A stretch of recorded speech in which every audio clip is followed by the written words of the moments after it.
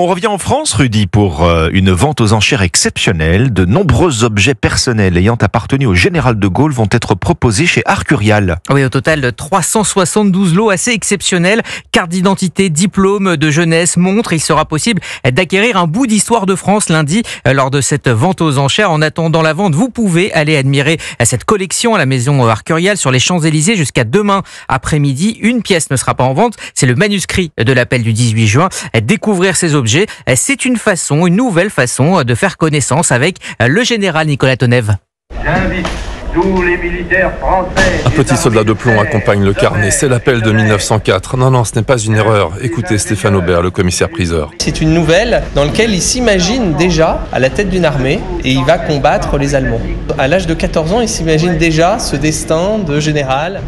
Nous avançons dans l'histoire. Londres 1940, encore un carnet, une pièce maîtresse de la vente aux enchères. À partir de janvier-février 1940, il note ses pensées, il note les noms de code de certains de ses généraux, notamment Leclerc de Hautlock, et le nom de code est Sullivax.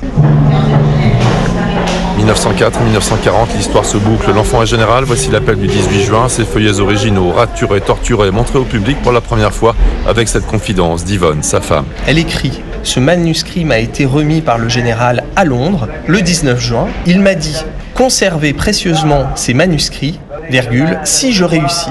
Ils feront partie du patrimoine de mes enfants. » Et ces pages d'histoire, devenues celles de la France, ne seront pas à vendre.